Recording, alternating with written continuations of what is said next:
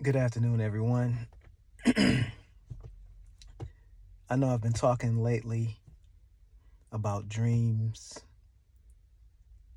not in the sense of you going to sleep and you're trying to figure out what happened when you woke up and you were saying, man, that was a weird dream, or wow, that was a crazy dream, or man, that dream was scary, or that was like the best dream ever. I'm not speaking about those kind of dreams when I talk about and reference dreams. What I'm talking about is dream in the sense of like a goal or some kind of life plan or some type of telos, which is an ending, some type of place you're trying to get to, some type of destination when I talk about dreams. For example, a person says, I dream I want to be the X. I like to be the Y. I like to be the whatever, the first or the person that does this particular thing. So when I talk about dreams, this is what I'm referring to.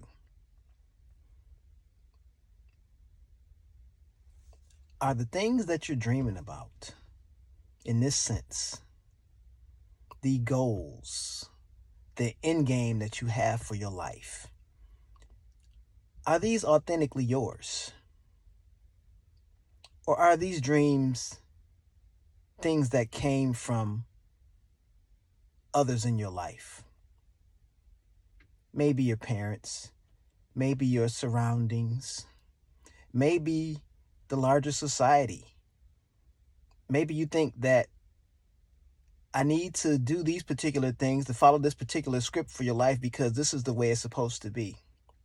And I have to follow these particular steps in this particular order, or not in this particular order, but follow these steps to get to a particular place.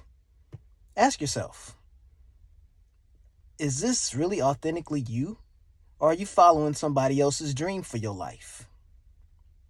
I implore you to think about these things because if you're following somebody else's dreams for your life, then they're not yours.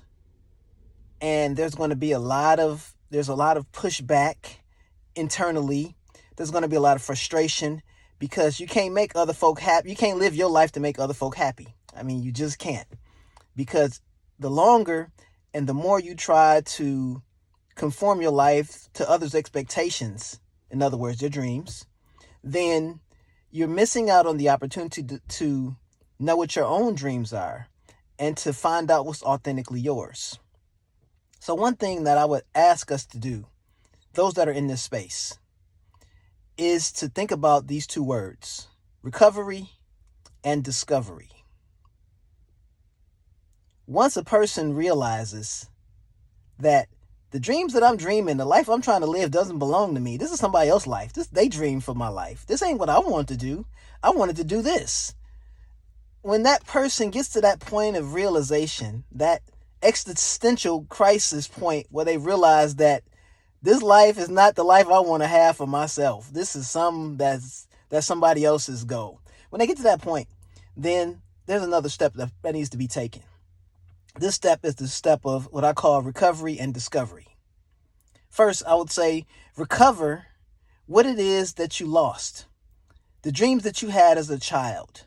Again, some of them are not realistic and can't be done in the sense that if you dreamed you wanted to be an NBA player and you didn't get to be but 5'2" and you're 50 years old, it's kind of late for that, dog. You're not gonna make it there.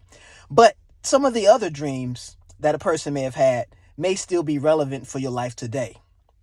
So take a look at those dreams and those goals, those aspirations, those interests, and work on recovering them. So you know what? I used to love doing these things. I need to recover this about my life because these things gave me utility. These things gave me joy. These things made me smile. I want to be able to do that again. So think about recovering those things. Secondly, the word discovery. In discovery, what I like to say is be able to discover new things about yourself because we're not just static statues that are like not changing. We are always changing and growing and transforming throughout our lives. The you that you were when you were 6 months old is not the you that you are now. unless you're 6 months old. And if you're 6 months old watching this and you can understand this, that's pretty good. But you're not the you that you were when you were 6 months old. You're not the you that you were when you were 16 years old, unless you're 16. You're not the you that you are now at whatever age you are. When you look at the day that's coming out, you're changing, you're evolving, you're transforming into another person. It's still you in a sense, but it's the experiences that you're having are shaping where you're going. So now discover new things about yourself. Again, some people like stuff when they were younger and don't like it anymore. Likewise, this stuff that you despised when you were young and now you're like, ooh, I like that now. So begin to discover new things about yourself, new things about the world around you. Again, the opportunity to learn is always there. So take this opportunity to recover what was lost in trying to fulfill somebody else's dreams for your life, and discover new dreams that you can dream now so that you can move forward. Because without a dream, you can't go. Langston Hughes said, what happens to dreams when they die? Life is a broken winged bird that cannot fly. That's what he said about dreams. What happens when dreams go? Life is a barren field frozen with snow. So you want to dream a new dream. You want to have a new telos or a goal in mind. So please recover what was lost and discover something new. Peace.